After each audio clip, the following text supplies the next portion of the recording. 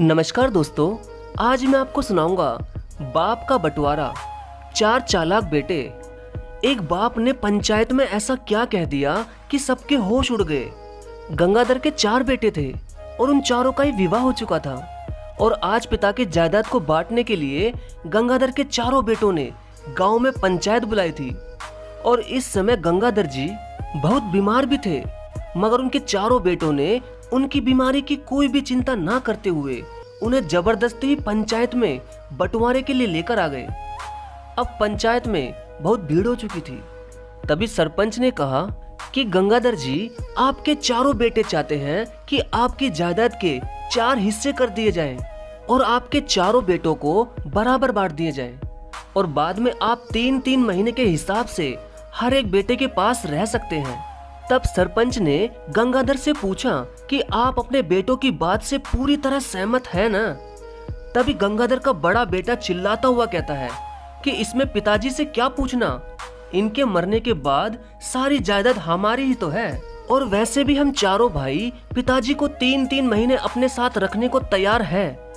सरपंच जी, आप मेरे पिताजी की जायदाद का बंटवारा कीजिए बस, आज ही।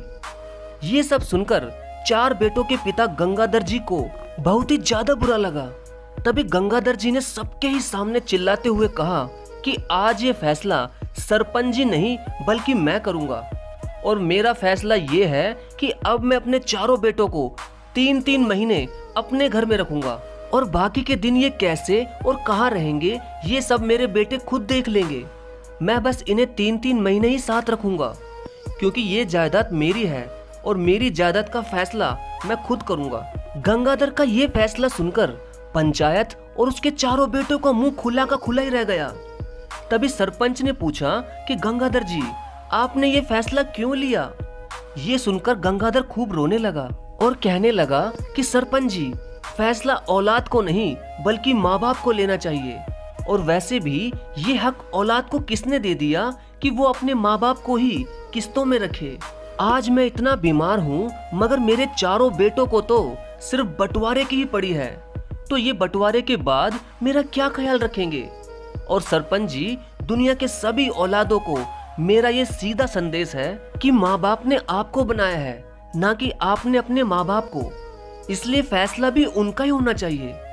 वाकई में दोस्तों, हम कौन होते हैं अपने माँ बाप का फैसला लेने वाले? गंगाधर के चारों बेटे सिर्फ बंटवारे के ही चक्कर में ये भी भूल गए कि उनका पिता बीमार है और क्यों रहेंगे वो 3-3 महीने अपने बेटों के साथ। सारी जायदाद गंगाधर जी की है तो फैसला भी उनका ही होगा। इसलिए दोस्तों, बंटवारे के पीछे मत भागो, आखिर में सब कुछ तो आपका ही है। आप तो बस माँ बाप की दिल से सेवा करो। धन्यवाद।